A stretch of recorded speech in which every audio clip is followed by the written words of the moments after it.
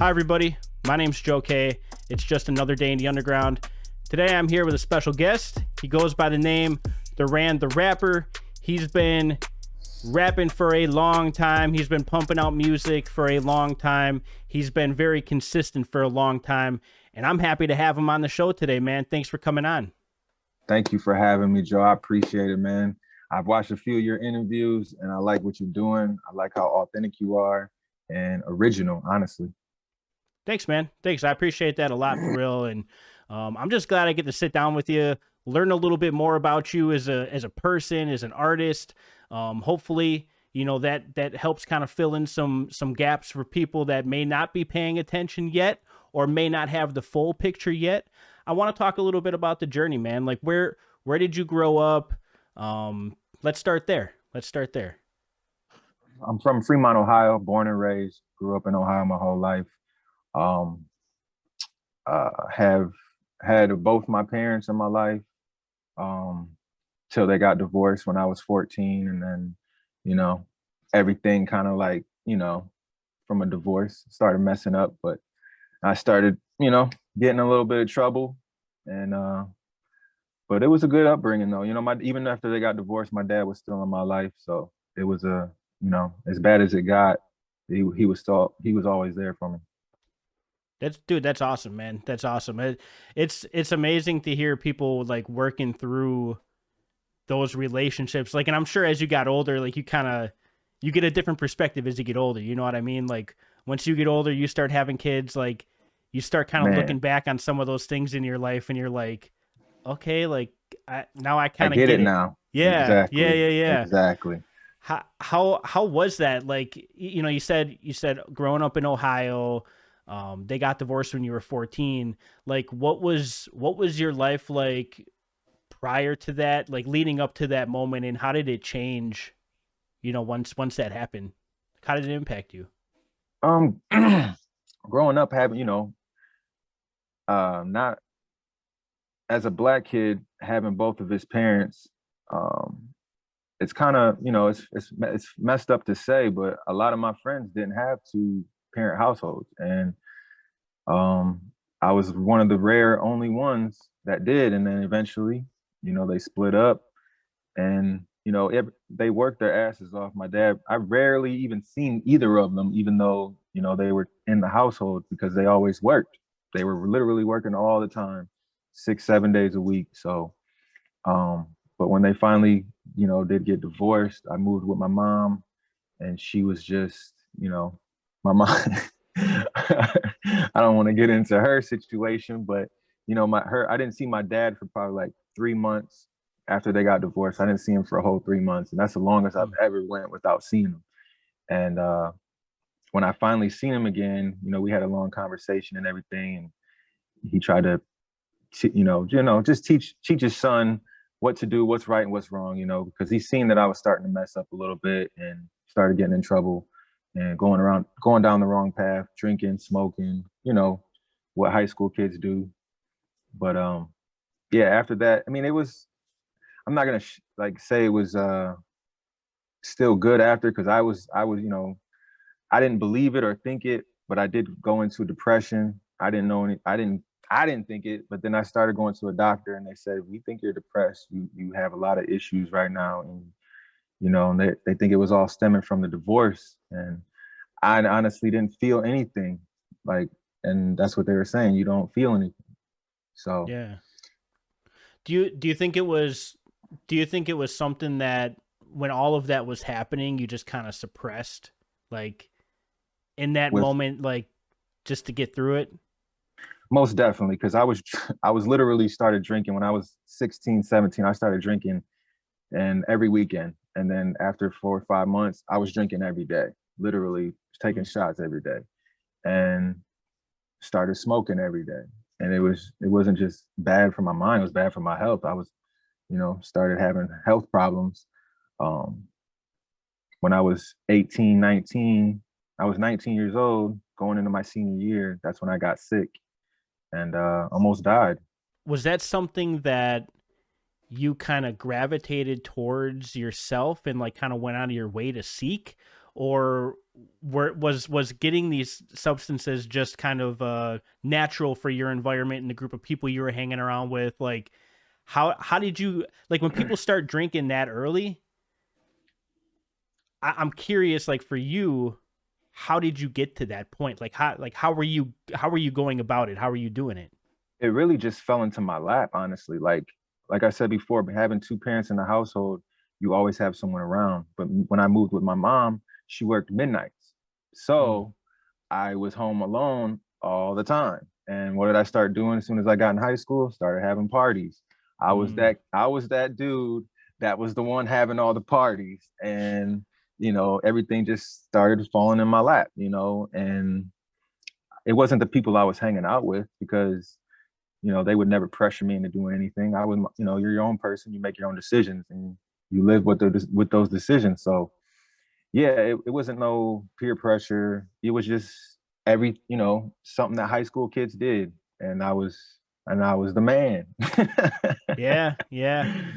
I mean, anytime you have access to any kind of substances when you're 16, 17, that's usually what you end up falling into, You become very popular very quick with a lot of different people because, at that age it's harder to get your hands on stuff. So, what is your mindset like going into your senior year on what you want to do with your future at that point? Like, what are you thinking about? What are you going through? Where's your head at? um, as far as what I wanted to do with my life, I had no idea, but I wanted to play football. I was really good in football.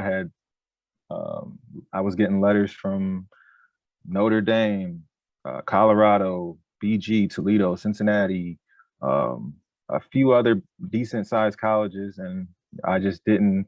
I just wasn't handling business, and in school, wasn't doing any work, wasn't doing what I was supposed to do, and running around, partying, messing with girls, just wasn't doing what I was supposed to do, and that was my passion. I wanted to play football, and um, the music was always there, but it was never realistic that anything was ever going to come from it, being from where I was from. So, just out of curiosity, what position did you play in football? Linebacker and running back. Okay, okay. And when you were making the transition, potentially into college, like, what were people trying to recruit you for? Linebacker, running back, like Linebacker. linebacker? Okay, Yeah. okay. Was that what you wanted to be, Oh like, yeah, moving that's what I, forward? I was. A defensive guy. Yeah, for Okay. sure. So, 2008 was when I graduated, and I was on the top 100 ESPN recruits that year. oh I wow. think I was like 68. Yeah, I was really good. I'm not gonna sit here and I just don't want to blow my head up. I was really really good, and I just messed it up, screwed it up. How did you screw it up exactly? Like, you wasn't kind of wasn't getting the I wasn't getting the grades. I wasn't just doing just any. strictly I, grades, just just that was strict it. strictly grade. That was it. Strictly grades. They would come to the school, visit my coach. The recruiters would come to the school and say, "Hey, we want to offer him right now, but we can't because his grades. If he gets his grades Mm, up, we can do it, but we can't. His grades aren't good enough." But mm. yeah, Was there anything like what attributed to that though? Was that just lack of effort? Was it like you struggled in certain subjects? Like you just didn't lack. go It to was school? Like what was it? it was all lack of effort. I Okay. literally did no homework. Like I would just BS my way through everything. I hated school. I didn't want to go, and I was just worried about everything else that comes with school: partying, Mm. girls, having fun with my friends, football. Living in the moment. Exactly, Yeah. for sure. Yeah, dude, I hated school too, man. When I was my hatred for school started though when I was in like kindergarten, first grade. My like I used to live within walking distance to school, and my parents used to drop me off at school. They'd walk me to school. I'd wait like 5-10 minutes. It's like kindergarten, first grade, man.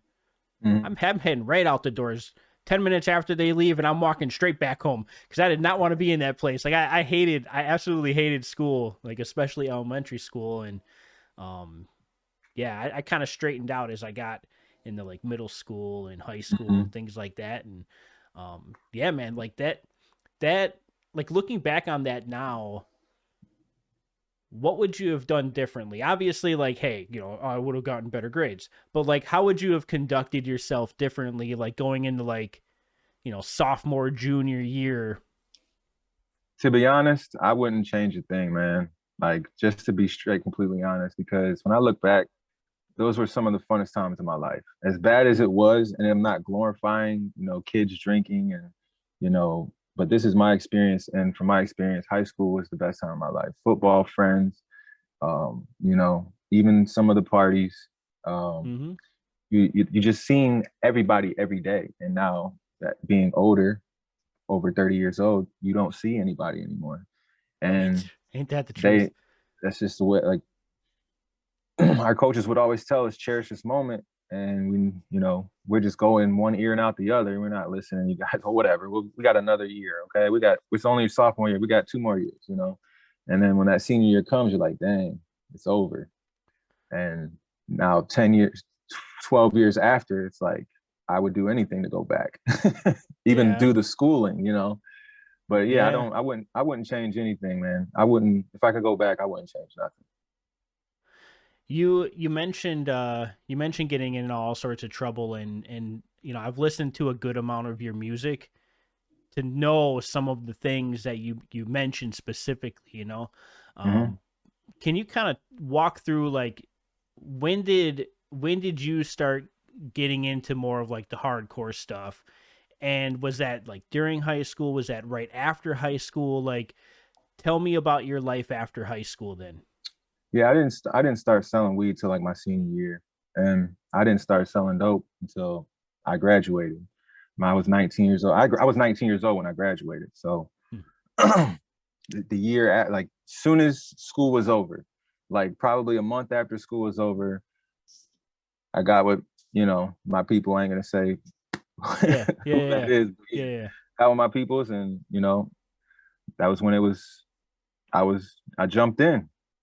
Hmm.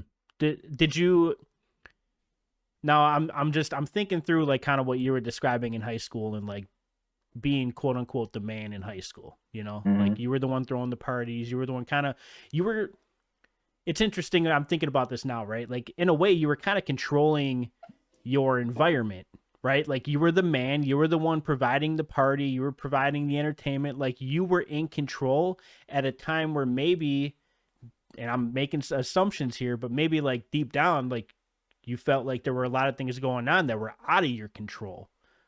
You know what Oh, I mean? most definitely, man. I was, you know, and I just didn't know that how depressed I was. And it all came crashing down, like I said, my senior year, going into my senior year. That's when all the drinking, all the smoking, all the partying, not taking care of myself, not eating right, not drinking water. It all came crashing down all at one time. And that's when I got sick. Hmm. What what happened when you got sick? Like what when you say sick, were you like down and out? Like in the hospital, like bed rest? Like what does that mean? It's kind of a long story, but I'll try to make it short. Going in my senior year, I went to BG, that's Bowling Green, Ohio, for a try, not a trial, but a camp, a football camp. It was a 3-day camp. The first day, working out, working hard. Um, I started cramping up at the end of the night, at the end of the day, and it was cramps I've never felt before. Like, it was just unbelievable. Never, wasn't barely able to walk. Called my dad up. He comes and gets me, takes me to the hospital. They say I got blood in my urine, dehydrated, heat exhaustion, because it was like 90, 98 degrees outside. Hmm. So I stay in the hospital for 3 days. I've never felt better in my life after this 3 days, because they had 2 IVs in me for 3 days straight. So I get out the hospital. They tell me to be on bed rest for 2 weeks straight. I go home, go lay in bed all day. The next day, I leave, gone for about, I call up my homie DJ. He comes pick me up.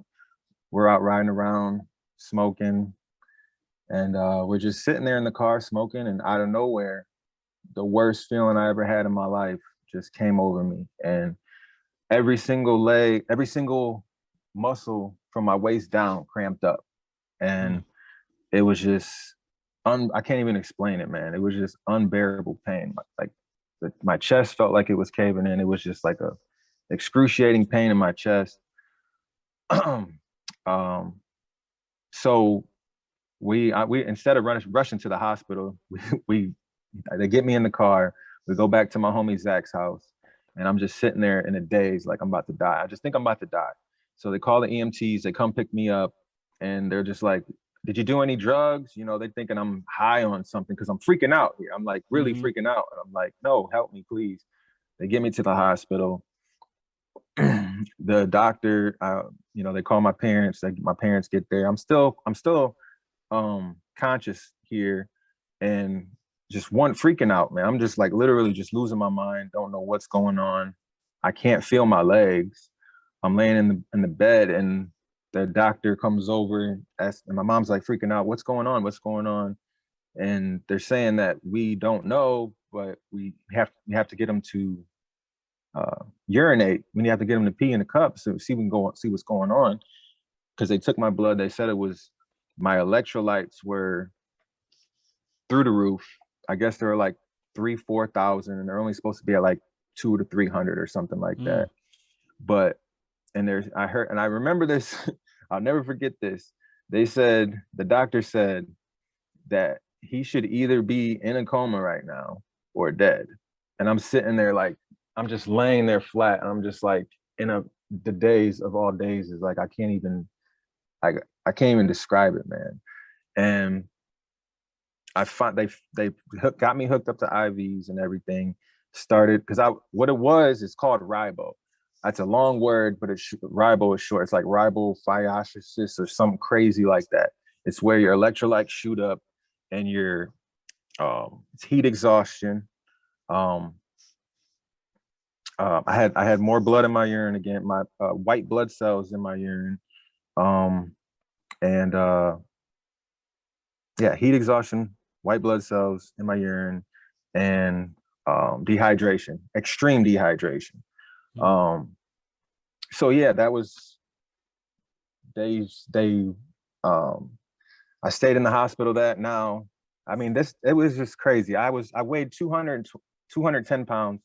I dropped down to 175 pounds in like a day. Wow. Yeah, like Wow. I was sickly. I looked sick. I was like, I should have died. Like I really, really should have died. Like, cause I didn't realize how serious it was the first time when I went to the hospital the first time, and they said the bed rest for 2 weeks. I'm like, Mm. I feel fine. I'm ready to go. I don't have no more cramping. I'm ready to go. And yeah, I was really stupid. I should have stayed home and rested, but I didn't. And Wow. that's when I got almost died, man. What And then was? I'm sorry. After Oh, that, go ahead. everything was just uh, my whole perspective on a lot of things has just been different ever since that. Ever since then, I was just gonna ask you, man. Like, how did that? How did that change the trajectory, or did it change the trajectory? it messed up a lot for especially. Well, um, I didn't think I was going to be able to play football. I literally like had to learn how to walk again. Like it was just my muscles were Wow. so broken down in my legs. Like I was in the hospital for a week and I couldn't leave until I started walking, till I was able to walk. And I started walking after a week, like baby steps. And eventually, a week after that, I finally got to go home. But now I guess I developed a panic disorder. So because of this traumatic episode that I had, now I'm freaking out all the time, scared to go outside, scared I'm gonna die all the time. Like literally after that, months and months after that, damn near every 2 weeks, I was going to the hospital because I thought something was physically wrong with me. Even though I Mm. finally got better, I finally got better and there was nothing wrong with me anymore physically. It was all mentally. And that's when I started having panic attacks, anxiety all the time, always thinking about that episode. Mm-hmm. Is anybody at this time there to like help you? Like, who's in your life at this point that's helping you through all this? My mom is. I'm still living with my mom. It's going in my senior. I'm living with my mom, and halfway through my senior year, I moved in with my coach's mom. She was like the mom of the team. Like we called her Big Mom. Rest in peace. She was amazing lady, great, like just, and she dealt with a lot of the problems I dealt with as far as having panic attacks and anxiety and fear, just overall fear of death. Like, um, so she helped me out a lot with my anxiety, and I went to go live with her because that's when I like they wanted me to come live with them because they seen my potential. They seen, and it wasn't just because of football. It was just, they were such good people that they wanted me to do good for myself, whether that was football, school, whatever I was going to do in my life, you know. So they took me in. I was stayed with them for a few months, and yeah, Wow. That's quite a journey, man. That is quite a journey. That's yeah. crazy. That's crazy. So all this is going on, right? When does music actually come into the picture? When does it come into the picture for the first time? And then where are you at, towards the end of your high school period there? I've always wrote lyrics. Me and my friends always freestyled. We always rapped. We just never we recorded in like eighth and ninth grade on the cheap old microphones that come with the old school computers. Yeah, We yeah. never, we never took it serious as far as, because we always knew like we're from Fremont. It's a small town in Ohio where nothing's ever going to come from this. Like we're just kids rapping, having fun. And, they, all my friends knew that I was really good, and I obviously needed a lot of work, but I was really good, and I had a natural fast flow, and but it wasn't no, we never took it serious. We would, every time we hung out, we would just freestyle. Like it wasn't like, oh, we need to go figure this out and do this and get in the studio and buy equipment or nothing like that. We never crossed our minds to do that Hmm. because we just knew it wasn't, nothing was ever going to come from it. So fast forward to after I graduate, my homie Stefan, he's taking music serious, and he keeps trying to get me to go record with him and start taking it serious. I'm half-assing, come over, write a verse and do a verse. And this is when I'm in the streets out here hustling. And I wasn't focused on music at all whatsoever. It was still the same thing, like, oh, it's just whatever. There's nothing gonna come from this, man. Let me go get this money. So when I really, really started taking music serious wasn't until I was 20, 22 years old. That's when I started taking music serious because we, this whole time, those 3, 4 years in between there, we were still doing the same thing, freestyling all the time, hanging out, drinking, smoking, just always freestyling. And we're like, man, you need to start like taking this shit serious. You don't think you should do something with this? I'm like, man, I don't know, whatever. And I finally met my fiance now, that's who I'm with now. I met her. I rapped for her, and she was just like astounded, like just like, I didn't think you could rap like that. I'm like, yeah, I mean, it's been rapping like this for a while. And she's like, you need to start taking it serious. Like really, literally Yeah. sat me down and was like, no, you Had need to an, do this. had an intervention and crap. Yeah. You are rapping And now. Did you enter into one of the like "Don't Funk Up Our Beats" contests like around that time it period? was it was like 2014, 15, 2015, I think it was. Okay. It was seven. It was Yep. don't funk up our beat seven. And Yep. that was like one of my fourth songs, or fourth releases I've ever done. This is gonna sound like a crock of crap, but I mean it. I I remember I remember you entering because I'm pretty sure I had entered that year. Like Yeah. I'm pretty sure I don't remember one year I did like a serious entry, and then one year I did Mhm. like a not serious entry. And I remember somewhere in between there, I remember seeing yours and being like, dang, this guy's pretty good, and like trying to find music, you know what I mean? But Yeah, yeah, that yeah. was the thing with a lot of those contests was so many people would just enter who had no catalog yet. Like it was Nothing. just, hey, it's a Yeah. contest. Like I like rapping, you like rapping. Let's just start rapping. Like enter in the contest. It's free. Why Yep. not? You know what I mean? And so you kind of some people rise through that and use it as kind of a springboard, you know, into building a fan base. And then some people like just kind of poke at it here and there every year. Like they put out their "Don't Funk Up Our Beats" contest song. Oh, Hmm. they went and they joined this other contest and put on an entry. You know what I mean? So like the Yeah, buzz starts to kind of happen over the years, but it takes longer because there's not that consistent release of music all the time. So exactly. And that's really how it started for me to like that's how I started. I started doing contests. I would do anytime a Beat Stars contest would pop up. That's I would jump on it right away. It was like the Pat Poos contest, and then mm, there was the Cut Calhoun contest for Beat Stars. I did those. I would do the Don't Funk Up Our Beats. Did the one take contest with Futuristic. So any yep. type of contest that was coming up, I was doing it for sure. Dude, that was such a crazy time for music. Like I feel like every time I have an interview, I talk to people about like 2010 to 2015, because that was like, I got into underground hip hop way late. Like Hmm. it was not even on the radar when I was in high school. It wasn't on the radar like till I was like 2021, which was right around 2010, 2011 when all that stuff was like taken off. Like it was in full effect for the next few years. And That's when um social media really started cracking. yeah, like fate, you know, because I'm old, it was like you got MySpace, which was dying off. Facebook Yeah. was taking over. YouTube was exploding. Like all these rappers are Hmm. coming through, like Prince E, Anomaly, like all these different dudes. Like I remember this one guy, like Hyperactive or something. Like he was from the UK. There's all these dudes who are like coming up and like all intertwined. You know, like everybody starts kind of working with each other through YouTube because that's where I was consuming a lot of the music from at the time.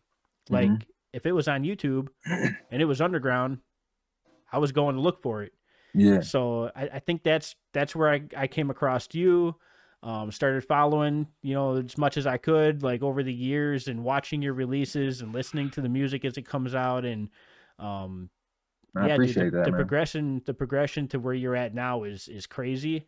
But you've always, Oh man. I never listened to something that was bad. Like I was I'm never a like, oh, whole that was crap. like I look back and I'm like I'm a completely different artist than I was even 2 years ago. Like Yeah. I just feel like I can't even go back and listen to a lot of my old stuff. It's just like the mixing was terrible.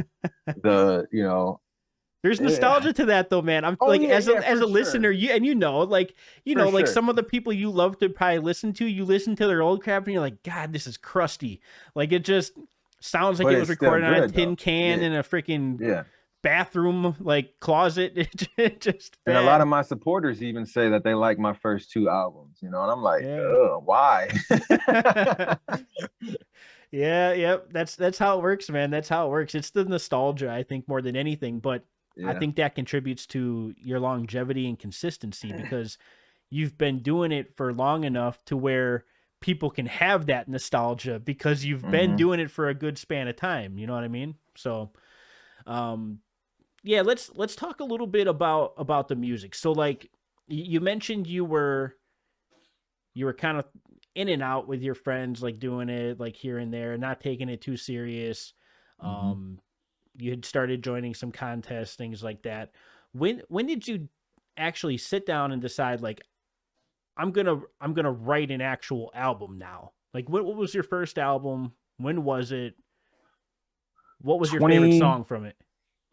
My first album was Good for Nothing. It's called Good for Nothing. I want to say I dropped it in 2015. 2015, I want to say. Pretty sure. Um the best song on that album would have to be Condition. It was a song about my son. I did a video for it.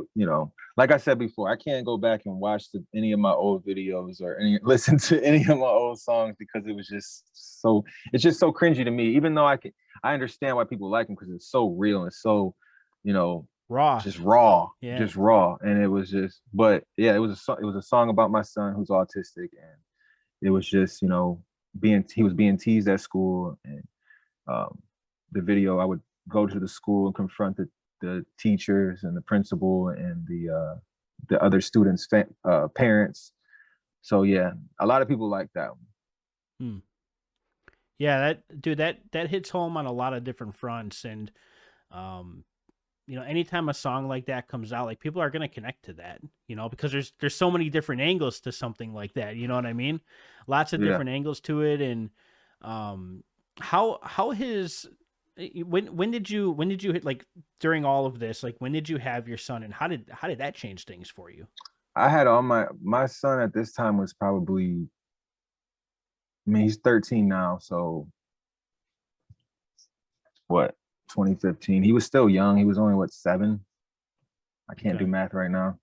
But yeah, he was I was I had what, 5 of my kids before I even started taking music serious. So Hmm.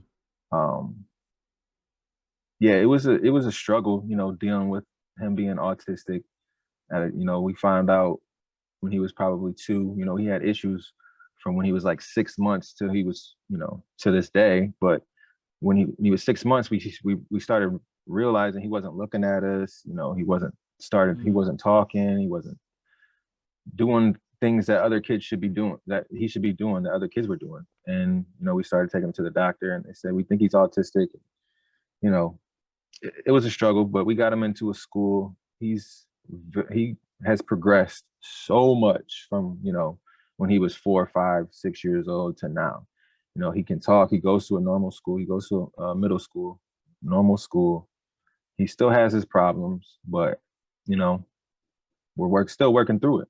Has that changed, kind of how you view things? And I don't know how you were in high school, but I know, like, when I look back at myself in high school and like the things I did and said and who I said them to and like how I said them, and Hmm. like there's a lot of things that I did in high school that I'm like, good God, I'm glad there weren't cameras. Like that Yeah, was that was not even a blip on the radar yet, because like social media was just starting. Camera yeah. phones sucked. You had like a Moto Razor. Like even if someone did record me wiling out, nobody would know it was me because I looked Yeah, like because it was 4 pixels. Like just yeah. you wouldn't be able to see what the heck was going on. Like, who were you I as a was person in high school? You know what I mean? That's what I'm trying to get at. That's a good question. I was like the bully of the bullies. Like I didn't let, people bully people. That was that guy. If I seen, somebody was having a bad day, like a kid would just got, you know, punked out in the bathroom or something, like, hey man, you all right, keep your head up, bro.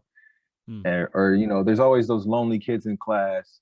I would always try to strike a conversation with them, and it wasn't really in our school, it wasn't really no big, huge bullying like that.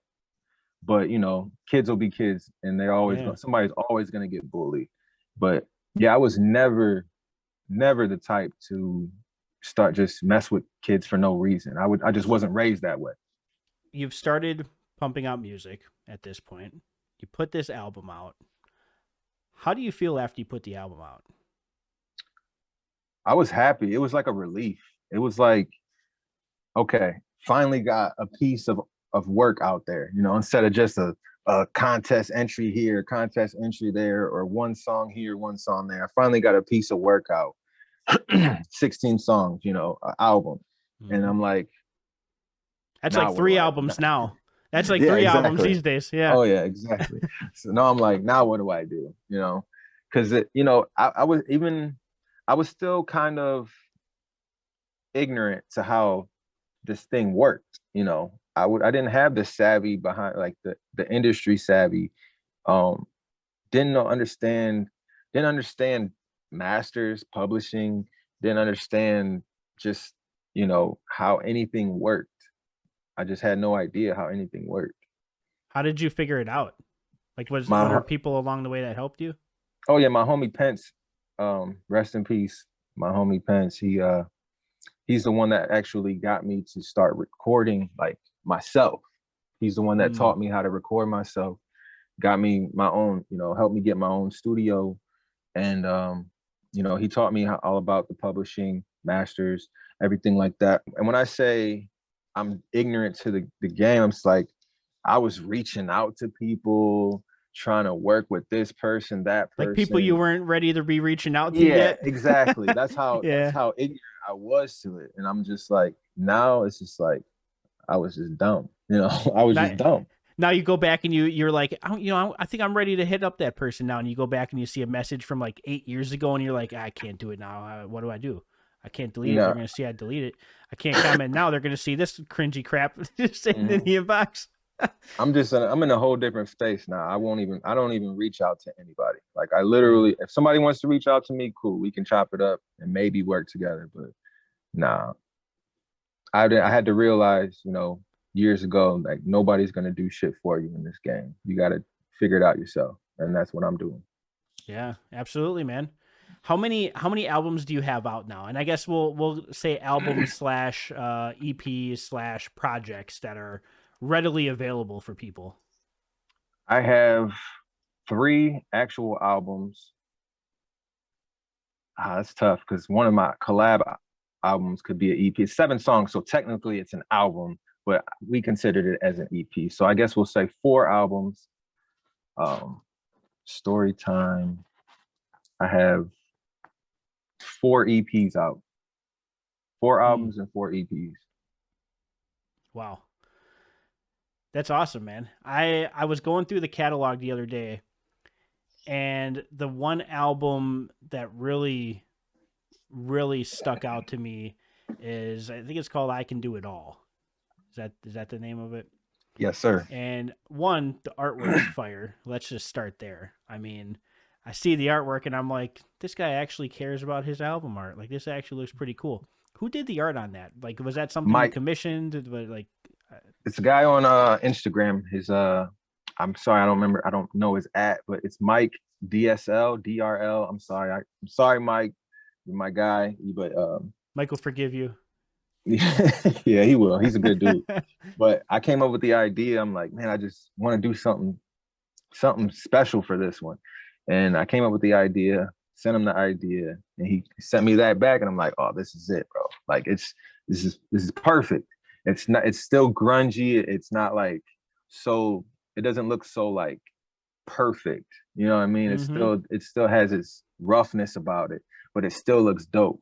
I like that album in particular because it really does showcase all of your different talents, which I know that was kind of the purpose of the project. But Mm-hmm. if there's one project that anybody that's watching this interview should go check out, like to start with, I would start there.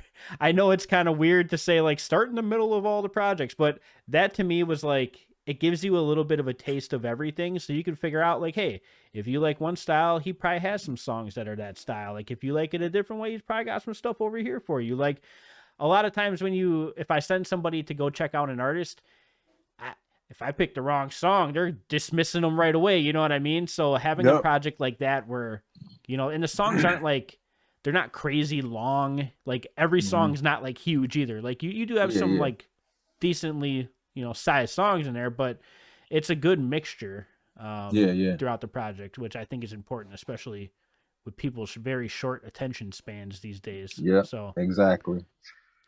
what's your favorite song off that album? Avenge You. Hmm. Avenge You is, I mean, that's by far my best song I've ever made, in my opinion. I don't even think it's debatable, but um, that's the song about predators. It's if if there's any song you want to go listen, if you want to check me out, anybody out there want to go check me out, first song, go listen to Avenge You. And I'm not even, I'm not the type to blow myself up or toot my own horn, but that is one of the best songs, in my opinion, ever made, period. And, Hmm. coming from who's this guy I think he is, but no, it's literally one of the best songs. Like everybody who's heard it, it's like, wow, this is amazing. What made you write that? I've been I've been writing that song for like 4 years. I just could never find the perfect beat and could never any beat I did find, like it just comes off as corny or it comes off as just like too much. Like nobody's gonna want to hear that like that. And then I finally found the perfect beat and came up with the perfect hook and just filled in everything in between. Where did the inspiration from that song come from? Like, what was it? Something you heard about, knew about, like just kind of thought It's of some like one day, like I'm gonna write a song about this. Like, how do you get to it's some that headspace? it's just something I've been passionate about for forever. You know, I hate those kind of people. Like those people don't, you know, I don't I don't know what I can say on it. I What I do, want to. YouTube is a crazy world, man, and you know darn well they're gonna find any reason to be freaking blocking this video and doing whatever else. So I'll edit whatever I need to edit out. But Okay, got you. yeah, Well, you know, it's just something I've been passionate about forever. You know, I don't like to see kids hurt, and anybody out there who messes with kids in that type of way, just you don't deserve to live. And there's no excuse for it. I don't care what's wrong with you. It doesn't matter. You know right from wrong. You're a grown person and this is a child. It's wrong. Point blank, period. And there's so many cases out there where people go to prison, get out, do it again, go to prison, get out, do it again. And it's just like, what are we doing? Like, what are y'all doing? What is, how is this okay? yeah, dude, that happens so often with you know a lot of things. A lot of things where like somebody goes away for doing some crime, they come out, they do the exact same crime, they're going right back for whatever they went in for the first time. And you mentioned a lot of this in your music. You talk a lot about these different issues, the criminal justice issues and prison reform, and like you touch on so many different topics. For those people that maybe haven't dove into the catalog yet, do you have some songs that you would recommend for them to listen to that touch on some of these topics, that they can kind of get to know a little bit, about you and kind of where you're at with some of these things? One that comes to mind for me is that it's Still Breathing. Like Oh yeah, yeah. Well, yeah, that yeah. one song, like in and of itself, covers so many different things Oh in one yeah. song. Like that song's amazing, dude. Like the You video's made me. amazing, the You were song's making me trying to amazing. think of a song like where I'd speak about prison a lot, and I just, you know, but Still Breathing It covers basically everything. Yeah, You are yeah, right. and if it's prison reform or um living life on the streets, and like you talk about your record and things like that, like you put all of that out there for people. You put a lot Mhm. of your personal life into your music. And the Still Breathing is just one of those songs where it's like you start as a fan, you start to kind of understand where you're coming from and like what your views are on a lot of different things, because you just come straight out and say it. You don't sugarcoat crap. You don't use a million different metaphors. It's raw and uncut and straight to the Yeah, point. straight to the point. Ain't no reason to, you know, put all the extra on there. It's just, you know, and that's the thing. Like I've always, when I first started taking rap serious, started taking hip hop serious and making music, I wanted to speak what was real, how I felt, what was going on in my life, the things that I've been through, the things I'm going through. You know, that's just what hip hop has always been to me. You know, the struggle, the passion, what you know, speaking on social issues and things that you see and how you feel about these things that you're seeing. And that's just why, you know, that's how I've always been. That's just not Still Breathing. That's all my, like, a lot Yeah. of most of my music is like that. But especially Still Breathing, you know, it you know, a lot of people really felt what I was saying and understood that certain things, you know, because you know, you have the other people that don't like it, Mm-hmm. and a lot of people were defending me, and it was just, yeah. Yeah, it's an interesting paradigm that we're living in right now, because there's a lot of people I think that with it's so interesting, because with the rise of social media, you would think people are more free than ever to express their views and opinions on whatever they want, Mhm. and we see time and time again where that's not always the case. If you fall outside of that typical opinion that of the majority, or what Yeah. some would deem to be like acceptable for today's standards, with hip hop being rooted in really talking about life, and like what's Yes. going on in society. Like I see so many pieces of that in your music, like you said, and that to me, like you stayed true to that in every project you've put out. How do you stay how do you stay relevant, and how do you stay I guess in a state of constantly like evolving, right? And like moving forward and pushing boundaries and things like that in today's society when you may be restricted in some ways to not talk about certain topics. Um, Nothing can stop me. So, that I don't like, I really don't even know how to answer that because nothing can stop me. I'm gonna say if I feel something and I want to rap it, I'm going to rap it and I'm going to put it out. Like there's nothing that I've ever done. I'm like, oh, I can't put that out. No, I'm gonna if I want to say something about a situation, and it's like just like still breathing. These are conversations that I have with, everything that was mentioned in that song. These are conversations I had with my fiance, with my friends. These are just conversations we have. Like, and that's why I think so many people gravitate to it because they have these same conversations. They just Yep. don't have the ability to put it into rap form and throw it out there. And thank God, I'm glad I have that ability to do that.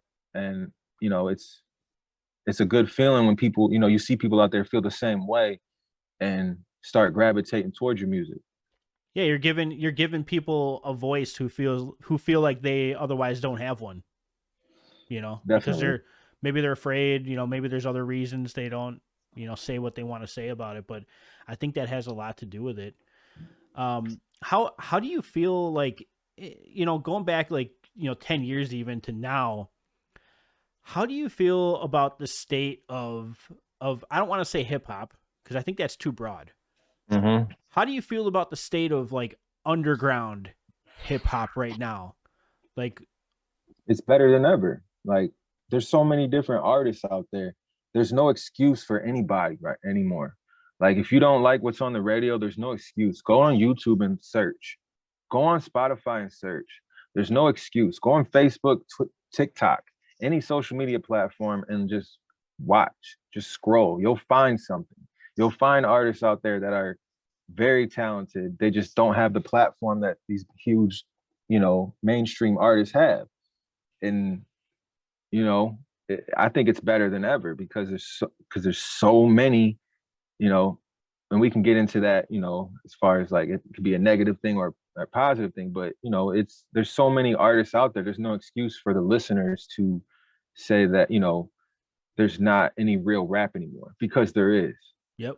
You just got to know where to find it. And I think you touched on a point that is key to this entire conversation because you literally can find rap about just about any topic, any viewpoint, any opinion that anyone could possibly have, and any sound that you could possibly have. There's a little bit of everything out there for everybody Yep.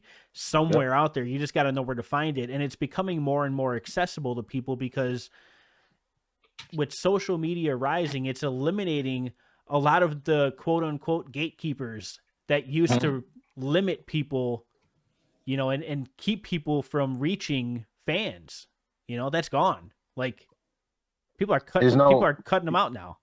yeah, and that's the way it should be, in my opinion.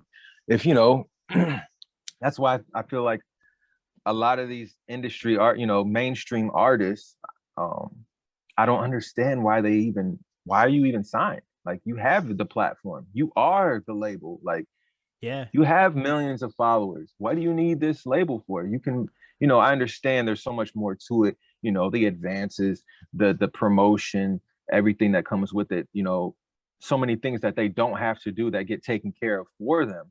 But that's where I feel like I'm different from everyone because I can't see myself putting in so much work for the last 8, 9, 10 years and then just throwing it all away, signing to a mainstream label and them being able to tell me what I can do, what I can't do, what I gotta wear, what I got, everything that comes with Yeah. it. And creative, control. Like, no. Yeah. Yeah, and being kind of who you are as an artist, somewhere along the lines, I'm sure you've ruffled some feathers, which is just, saying it how it is, from your perspective, and Most definitely. not being afraid to do that. Has there been any like rap beefs that you've been involved in over the years with anybody, or like anything that needs to be squashed, or like that fans have ever asked you about that you're like, nah, we don't even like, there's nothing there? I've never made a diss song before. I've never had to. No, I don't.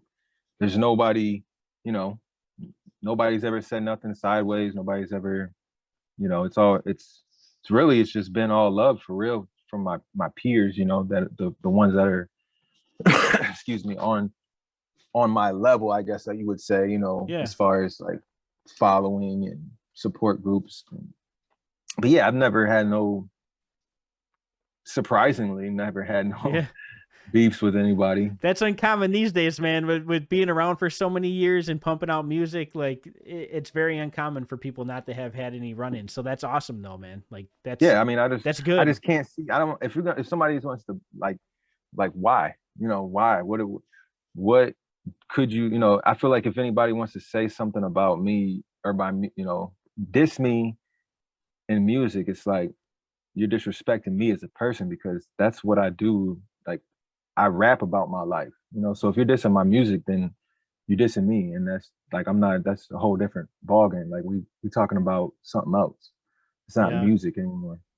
Have you ever had any fans try to like stir the pot and get you riled up about anybody or any situations or anything like that? Um, no, they just, no, I wouldn't say fans, but the people, Social uh, media. yeah, the other people, The other people, we'll they, call them the yeah, other people of social they all, media. they Yeah. always call me Joyner Lucas, Mm, and they know mm. that gets under my skin a little bit Why do you think they make that comparison? because we're both light skinned and we both rap. Mm, That's basically it. There's to me, there's no comparison in my opinion. We're just both light skinned and we both rap. Like I don't see it. I feel like we're two completely different artists. He's dope. I don't really listen to him that much. I used to listen to some of his old stuff, but yeah, it just gets frustrating because I've been doing this just as long as him, and it's like, how did I copy this guy? And that's what they say. You say you copying this dude. It's like, bro, I've been doing this before you even heard of him. So how yeah. am and I've been rapping the same way. Obviously I gotten better and better over the years, but rapping the same way since I started. So how can you say I copied this guy when I've been rapping this way since I started? So it's like Yeah. it just gets annoying, and I'm not gonna lie, it gets under my skin because it's like I'm as original as they come in my opinion, and I do me, and I ain't never had to copy anybody. Yeah, but see, you're living in a world though that everybody is just copying what's hot or what's popular right now. And that wanting to be original mentality, that's hip hop. Like original hip hop that's probably like embedded in your mind, because you got to Yes, remember, like early on, if you sounded like somebody else, you were trash. you were You're like, trash, you were get him garbage, out of nobody here. want. Yeah, Yeah, yeah, get him like out of here. everybody had to sound like completely different from Unique. the other person, and so like people were checking that stuff all the time. And I think over the years now, like, it's gotten away from that. And I think too, like as hip hop has become more mainstream in general, and more people are involved in it, like, yeah, you're eventually going to have people that sound somewhat similar and Yeah. somewhat different in different ways, whether it's flow or tone or voice or appearance or whatever the case may be. Like you're gonna end up having people that have Well, that's bits the and thing pieces that too. sound the same. Exactly, because I mean, it's been so many years of hip hop. I mean, how original can you be? If it's Yeah. everything's been done already. Literally, everything's been done. Only thing you can do now is put your spin on it and try to make it as original as you can because it's all been done. Everybody's Yeah. already done everything. It's just, you have to put your spin on it and do your own thing. Yeah.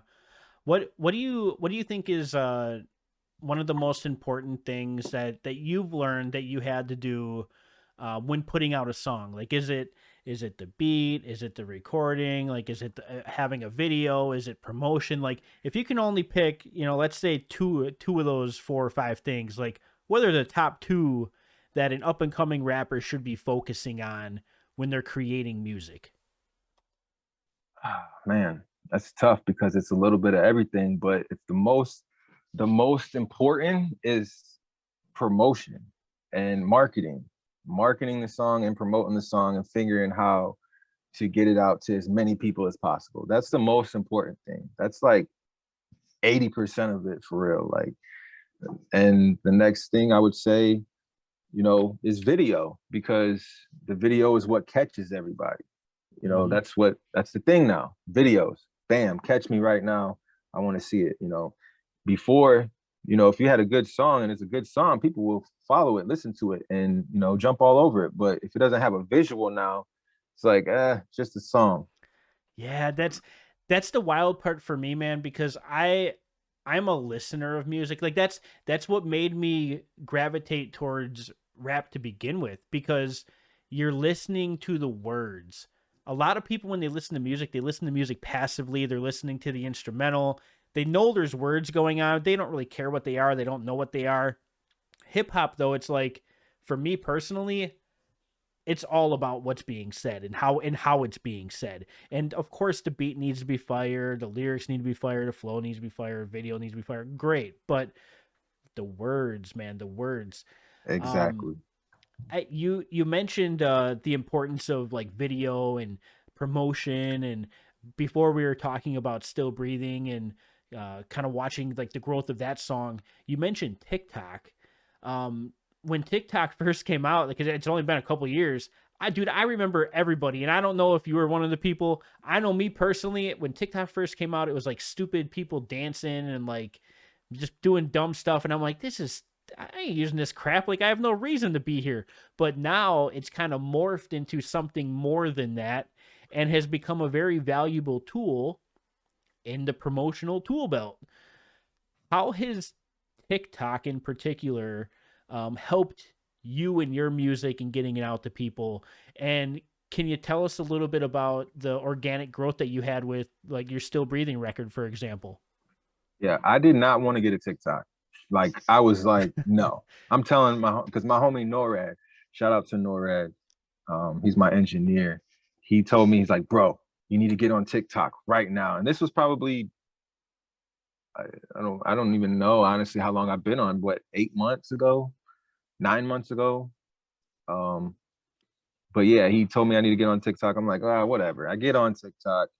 And I'm like, what am I doing on here? I don't know what to do. I'm just posting my music. I'm not about to Yeah. do all these stupid dances and duets and just all this dumb shit. I'm not doing that. So I just start posting my music.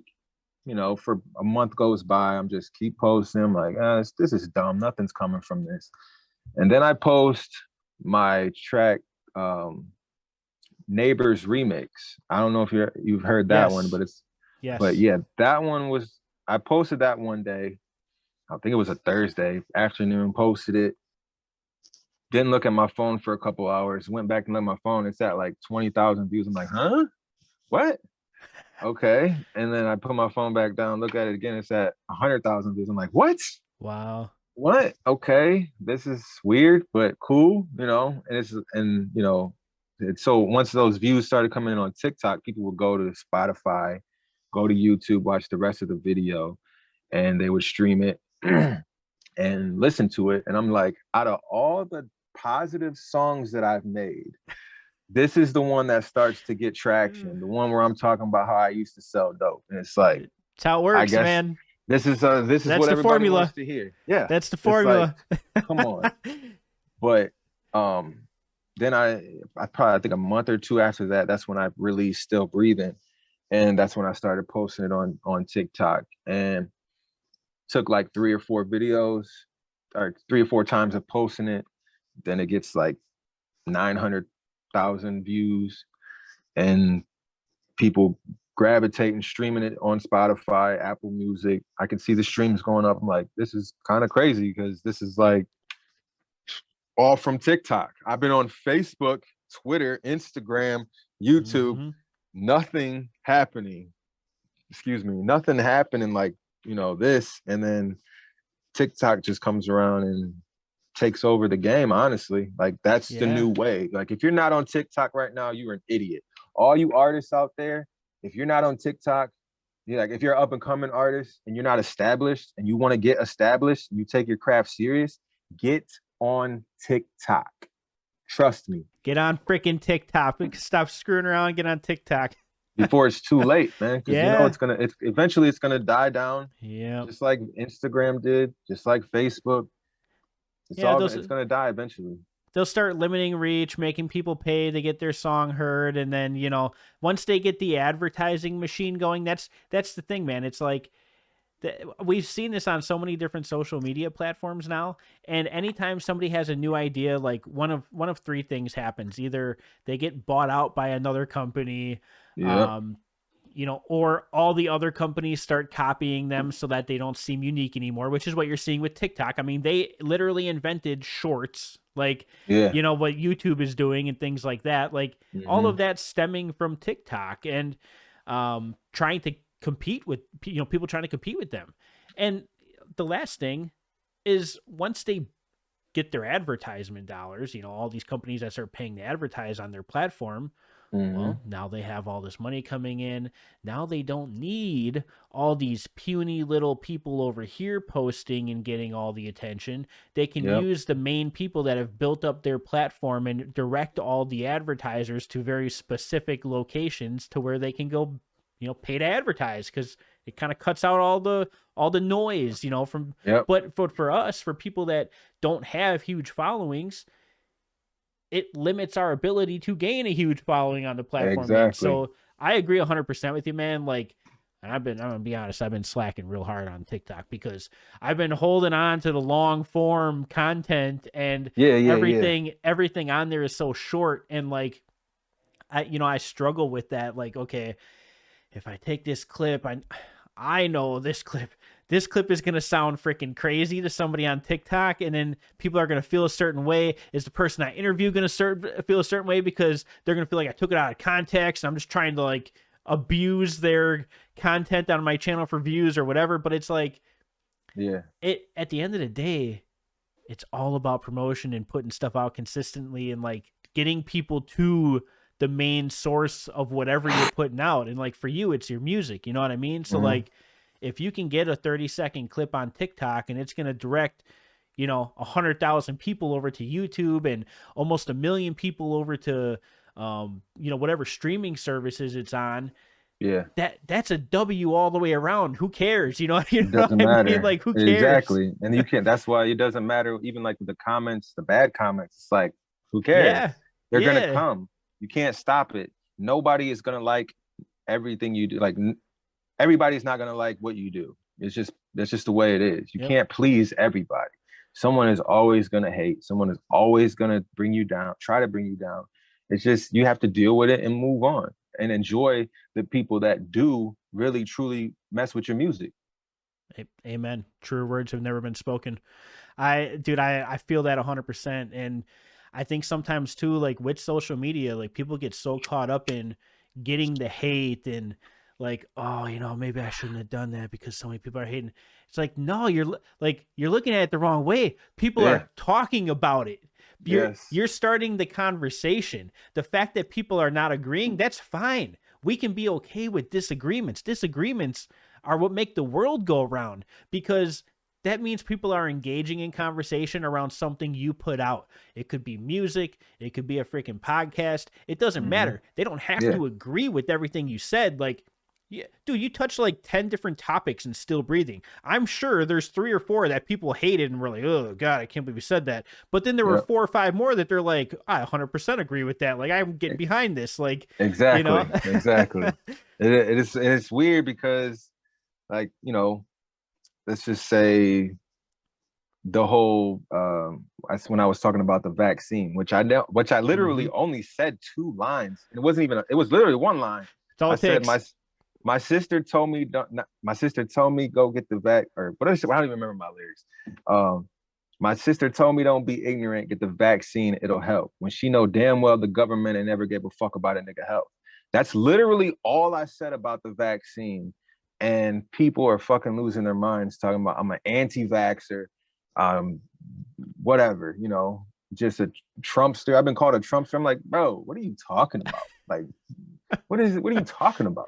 But yeah, it's just little things like that. It's like, bro, I never said not to go get the vaccine. I never said don't do this, or if you do this, you're stupid. No. All I said was my sister told me not to be ignorant, get the vaccine, it'll help.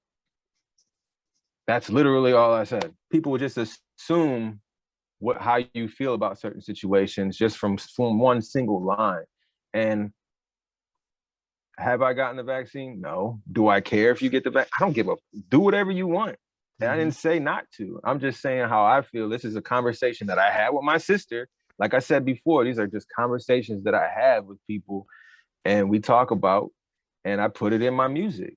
You know, my sister told me not to be ignorant because maybe I am being ignorant by not getting it. It is what it is, you know. And I think the following line after that too was like, and this is what I mean. Like, people have to go listen to the song if you haven't heard it already. Like, please, for the love of God, go listen to the song, because you'll see what I'm talking about. Like, you go from that line, right? And I think this is why it's such a conversation starter, because you say that, you said some stuff before that too, but like, Yeah, you yeah. say that, and then that line rolls into like prison, like Mm-hmm. the prison environment, and like basically you can get free health care in prison, but you're basically left to die in the free world. Like, Yeah. you're, that's crazy, and like you touch on that in that song, and like, yeah, dude, it's wild, and perspectives are crazy, and the fact that people can't seem to have a conversation about anything these days. That's the part that really, it kind of irks me. It's kind of sad, because like, again, I'm about your age. We Mm-hmm. did when we were like in high school and stuff. We had to have conversations if we were going to talk about it at all, because that was the only outlet That you was the had. way. Exactly. We Yes. didn't think to like Facebook and MySpace and all that crap. It was just starting out, and it wasn't like really a place. It was like, oh, I'm feeling, sad Yeah. today because it's raining, Yeah. or Yeah. I had this Joe's for dinner. yeah, Joe's eating, Fruit Loops for breakfast and freaking cinnamon Stupid toast shit. crunch. It's And just like, nobody's even seeing. yeah, yeah, nobody's paying attention to that crap. There's no like conversations. It's not like a Yeah. forum or anything yet, like it Mm-hmm. wasn't that. So things have definitely evolved a lot. Okay, so let's circle back here for a moment. You had mentioned you had these albums out. Let's talk about the most recent project. It was the EP. What was that? The last one called? It was just put out maybe a Back in month the day. ago. Yeah, yeah, yeah.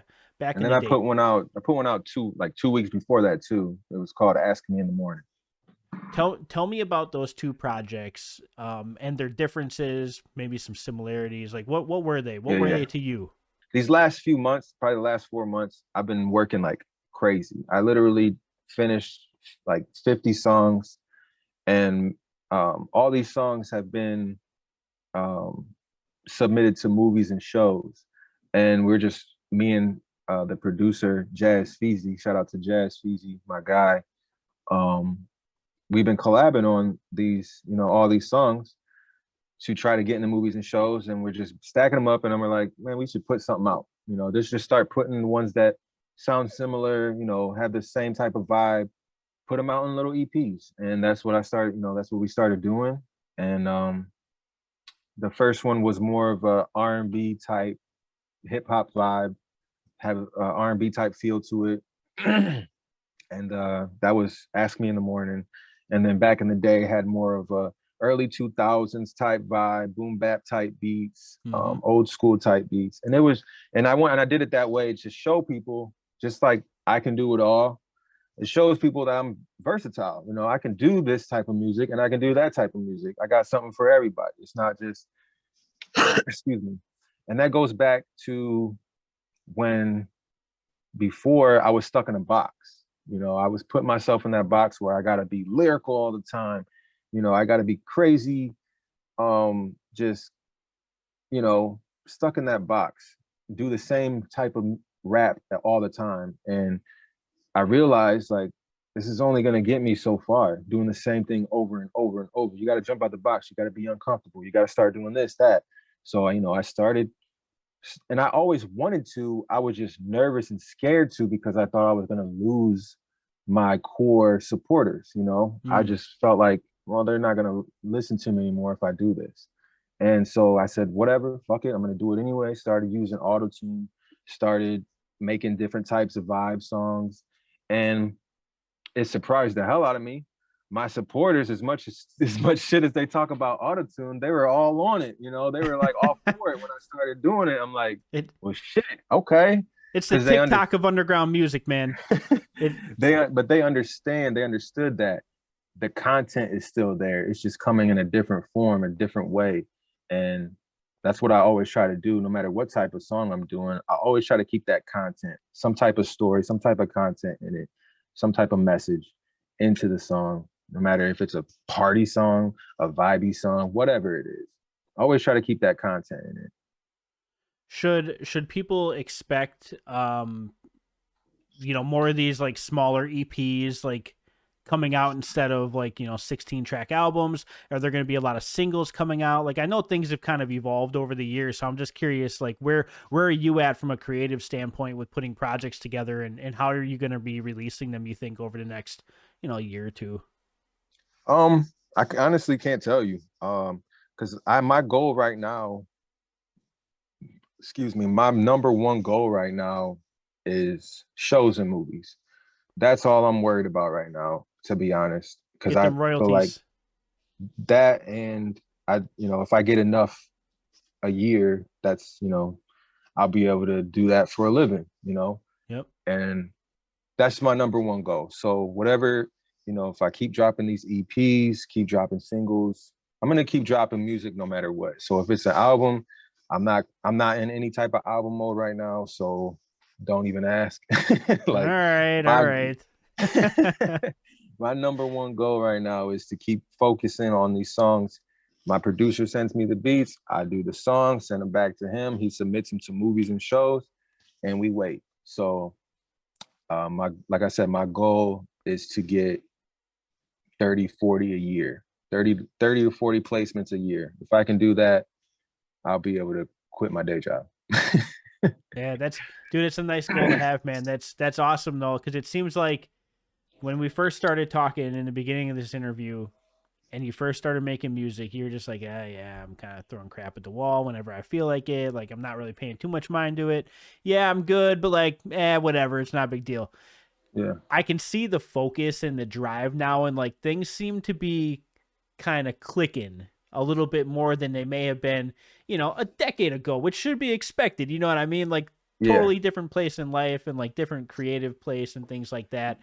Um, I really hope, like, personally, as just a fan of your music, I hope you continue to pump music out, like you stick at it, and don't let the lows ruin the potential highs. Mm-hmm. You know what I mean? And I know a lot of times like that's easier said than done, but yeah, man, I love seeing it. That's what kind of put things back on the radar for me, because I had been listening to you for so long, and then there's been lulls, like some Oh yeah. lulls here and there. And then every time you come back, I'm like, oh, I forgot how fire this guy was. Like, I need to talk to Yeah. this guy. You know what I mean? Like, I wanna talk to you. I want to make sure I can do whatever I can. Which, I mean, truthfully, I'm gonna be honest. Like, it ain't much, but I want to at least put it out there so that even if a handful of people watch this interview, that's a handful of people that Oh yeah, may bro. start tuning in now, and hopefully they can see what I see in your music and in you. It's all love, man. Because like you said before, it was just whatever. This music. Whatever. I'm just doing this and doing that. And I would have, I would have those spots where I wouldn't drop nothing for 4 or 5 months, and then drop a song, not drop nothing for 4 or 5 months, and then drop two songs, whatever. But these last 2 years, I've been very, very, very consistent, and I'm just in a whole different mind state, completely nothing but like, and it's crazy because I used to be, I mean, very negative person. Like I was always like, oh, this ain't ever gonna work. I don't even know why I'm doing this. It's like I love doing it, but it's just like nothing's gonna come from it. But these last this last year, I would say in 6 months to a year, all I've been saying to myself is this is what I'm supposed to be doing. There's no doubt in my mind that this is what I'm supposed to be doing, and it's gonna happen. Something is gonna happen eventually. It's just gonna take time, and it's happening as as I'm saying it. It's just slowly but surely coming.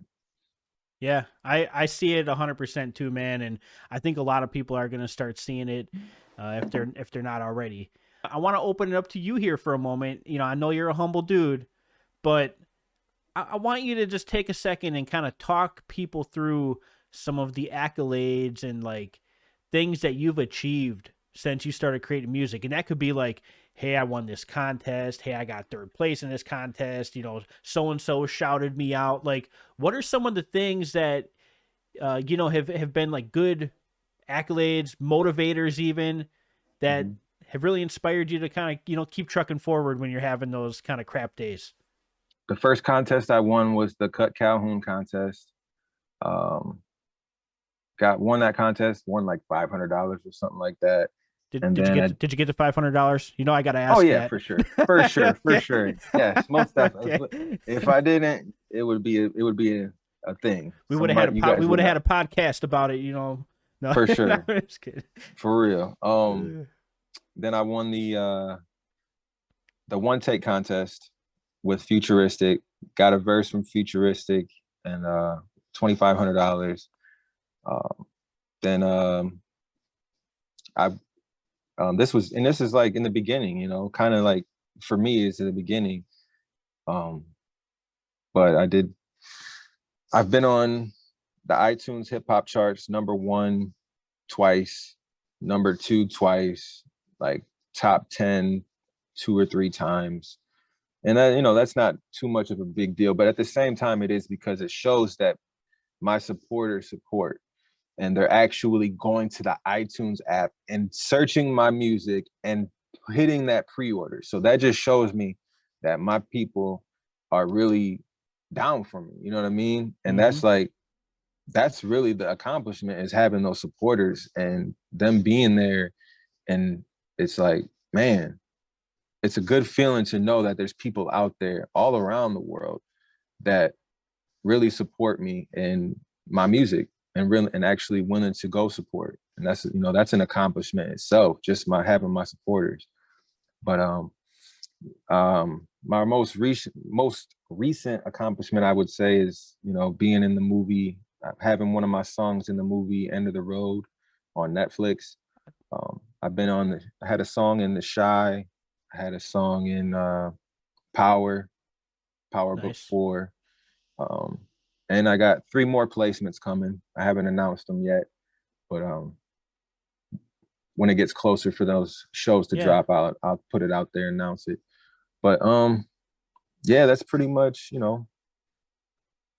it for the accomplishments, I guess. It's Did just did you go did ahead. you have something with like wasn't there some God, I feel like maybe I'm Oh mixing yeah, things up. I'm Wasn't there something forgetting with that. Hobson or something I'm or forgetting that one. Yeah, yeah, yeah. Okay, that one too. I forgot about that one. That was on Instagram. It was just like a 16. I forget how many bars it was, whatever. But some yeah, random it was thing a he did? Yeah. yeah, it was random. It was the Raw freestyle contest or something like that, and I won that one. Um, I got to chop it up with them on Zoom for like 45 minutes, an hour, and that was pretty How was cool. that? How was that experience? Like, were you a fan of Hobson? Like, Oh, most definitely, for sure. Like that's why it was like, damn, I'm talking to Hobson right now, and I used to be at work listening to this nigga in my headphones. I'm like, that's crazy. yeah, But it was just weird. It was just like more weird than anything because it was just like I'm not starstruck or anything. It's just like, damn, I'm really talking to this nigga Hobson right now. Like I know so many motherfuckers out there would just be like, oh my god, it's Hobson, going crazy and shit. get Like, on a song with me. Yeah, yeah. but yeah, no, and we didn't when we talked, it was just like we didn't even talk about music. It was like we were talking about our kids, life, child support, life shit. Yeah. And he's a good dude, he's a good down to earth dude. And I'm not the type to just be like, hey, you want to do a song. Imagine I'm just not that type of guy. You know what I mean? Because that's just not who I am anymore. Like that's why I said I don't reach out to nobody. If somebody wants to fuck with me, work with me, cool. But I'm not reaching out or just being like bugging and be like, hey, can I get a verse? Like nah. Yeah, that's probably what a lot of people do too. So like for them, it's probably like you just be another person in a long line of people trying to get a trying to get a verse or whatever, Exactly. take advantage of an opportunity. Which it's like Yeah. some people love that, some people hate that. You know what I mean? So Mm-hmm. that's cool though. That's cool. You got that. You got that opportunity. I've always been a fan of Hobson's music, and when he puts it out, I'm always tuning in. But man, it you get hurt being a fan of Hobson sometimes because you're like, God dang, I'm waiting for the next song to come out. I'm It's parched been a out here. year. It's I'm been a year parched. I'm now. starving. You Yeah, know what's what I mean? going on, bro? It's So been a whole something's year brewing. now. Yeah, something's brewing though. I know for sure. Yeah. He's been working on something, so I think something's gonna drop soon here. Pretty big from what I've been hearing Mm-hmm. going around the grapevine. So Yeah. I don't know, We'll but see. yeah. But as No, but far as like the accolades, like yeah, that's there's I still got a long ways to go, But it just when after this, like still breathing, my song still breathing kind of like I guess blew up on TikTok. It's just funny to see. So I've gotten so many DMs from people, bro, on Instagram, and it's like like I just it's like how did you see my video? Like, yeah, people that are pretty big and I never thought would hit me, it's just like they agree with me on something. They're like, all right, man, keep killing it. You said so much real shit in that song, and it's like, damn, you feel like this too. But and a lot of these people that are hitting me up, they could never say any of these things for so many, I'm not gonna say who, a lot of them yeah. who they are because, you know, they could, if they were to say these things, they would get in a lot of trouble from, they'd get fired, Mm-hmm. they would get fined. Um, but yeah, it's crazy to see how many people really feel that way and are actually took the time to reach out and was like, hey, keep doing your thing, man. And that's just like, damn, even more motivation for myself to like see that people are seeing this and hearing me. 3 to 5 rappers to listen to for the rest of your life. Who are they? Absol, Tech Nine,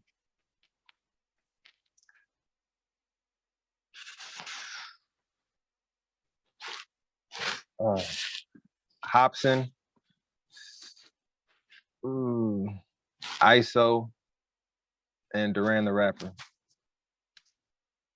That's right. That's right. Durand the rapper, 1, 2, 3, 4, and 5 slot. That would have been the correct answer? We'll let this one fly because you put yourself at least in one of the 5 slots. But no, no, no. That's a stacked lineup, man. That's a stacked lineup. Yourself included in there. Like, I would love to see.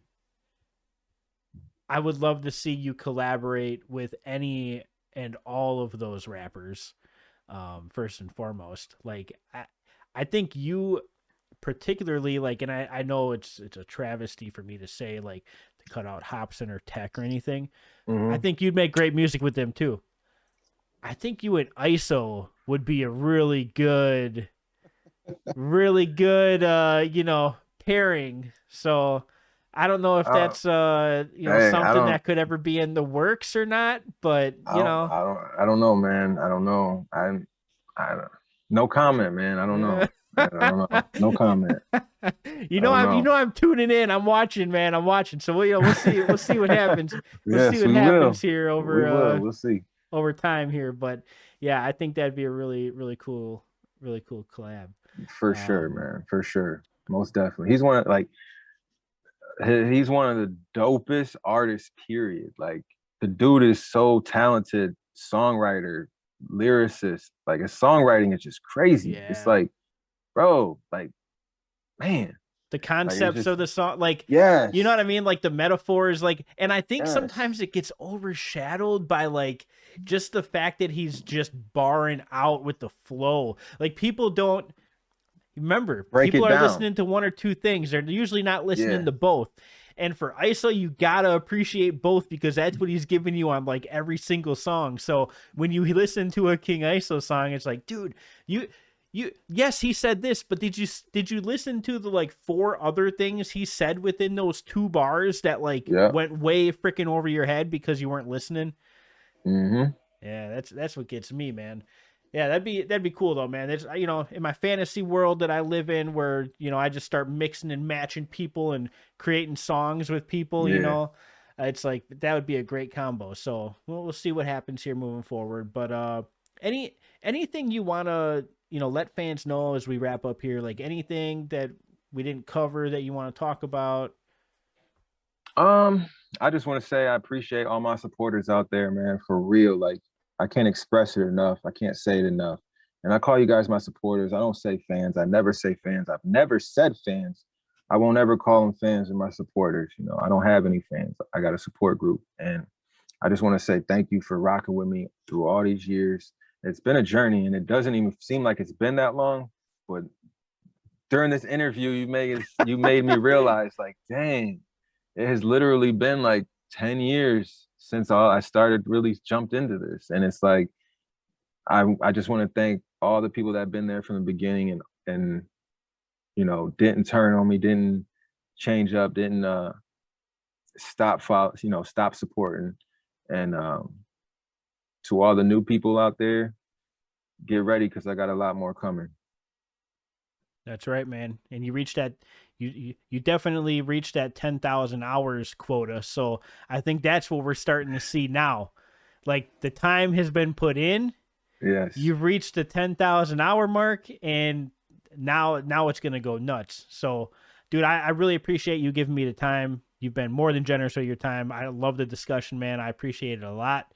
Um, Anytime, bro. For real. Anytime, Joe. For real. yeah, I appreciate that. Where should people go find your music, real quick? You can find Durand the Rapper on any platform, literally any platform. Just search Durand the Rapper at Durand the Rapper on TikTok, Instagram, Facebook, YouTube, Spotify, Apple Music, Deezer, whatever streaming platform, whatever social media, at Durand the Rapper. There we go. Well, guys, thank you all for watching. My name's Joe K. It's just another day in the underground.